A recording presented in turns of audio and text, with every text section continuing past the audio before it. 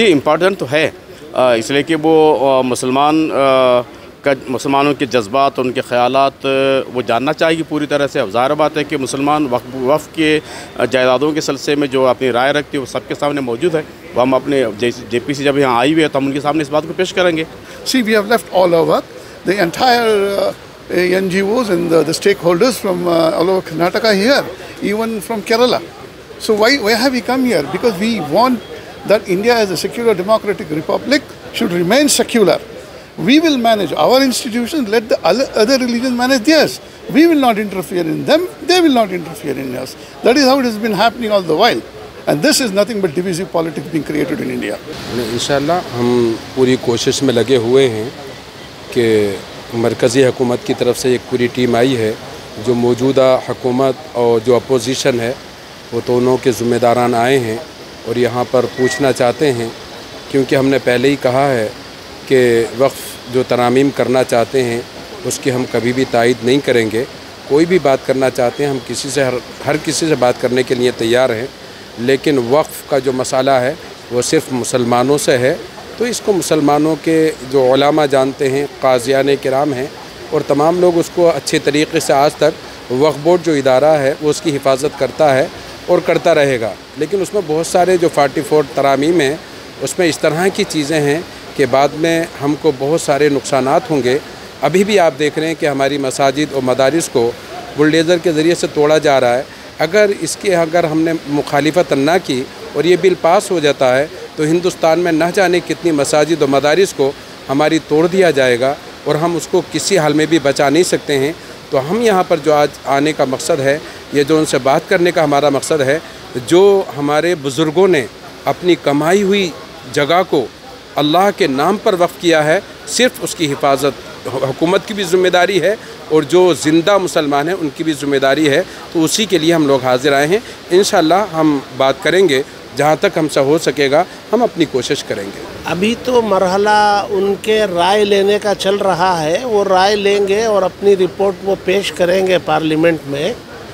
Decision तो parliament में होना है दोबारा। इनका तो काम सिर्फ ये है मुल्क से जो राय ली जा रही है उस राय की बुनियाद पर एक रिपोर्ट बना के पेश करना है। तो इनको रिपोर्ट पेश करने देंगे, फिर वो हिम्मत कर पाएंगे नहीं पार्लियामेंट में दोबारा पेश करने की, ये देखना है। अगर हिम्मत कर भी लिए तो फिर वहाँ इंशाल्लाह वहाँ फाइट होगी। देखिए, यहाँ जो वक्फ अमेंडमेंट एक्ट अगस्त 8 को पार्लियामेंट में पेश किया गया था, उसके बाद वो पास ना होने की वजह से, अपोजिशन ज़्यादा होने की वजह से जॉइंट पार्लियामेंट्री कमेटी को सौंपा गया था।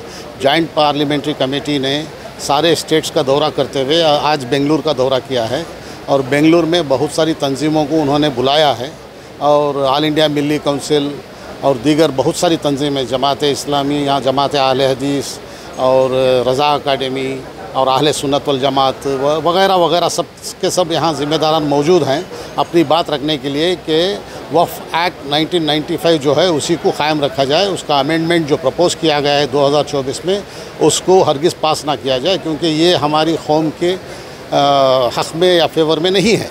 दूसरा ये कि जो क़वानीन अब अमेंड करके पेश किए गए हैं, उन क़वानीन पेश करने में वो सोच कहाँ से शुरू हुई, किसने सोचा था, किसने ये तैयार किया बिल, अमेंडमेंट बिल 2024, और उसमें क्या मुसलमानों ने तैयार किया है या वक्फ बोर्ड वाले उसमें शामिल हैं और वक्फ बोर्ड या सेंट्रल वक्फ बोर्ड के लोग शामिल हैं, इसमें इसका जवाब ज़ीरो है। लिहाजा ये कहीं और से शुरू हुआ है। अगर खुला समझा जाए तो मैं समझता हूँ कि RSS की थिंक टैंक से वो शुरू हुआ है और उसको ऐसी बिल को पेश किया गया जिससे मुसलमानों के अकायद पर भी मार पड़ती है और वक्फ बोर्ड को ख़त्म करने का ज़रिया बनाकर ये वक्फ बिल 2024 अमेंडमेंट पेश किया गया है। लिहाजा सारी तंजीमें इसकी मुखालिफत कर रही हैं।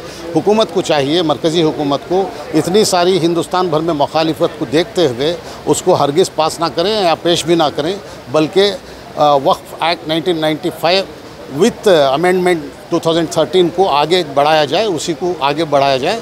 और वक्फ के जितनी मिल्कियत है वो मुसलमानों की प्राइवेट मिल्कियत है, किसी गवर्नमेंट से दी हुई मिल्कियत नहीं है। लिहाजा गवर्नमेंट को चाहिए जो हुकूक़ हमारे आइन में, कॉन्स्टिट्यूशन में माइनॉरिटीज़ को दिए गए हैं उसके तहत माइनॉरिटीज़ को अपने वक्फ बोर्ड चलाने का पूरा हक़ है, उस हक़ को दिया जाए।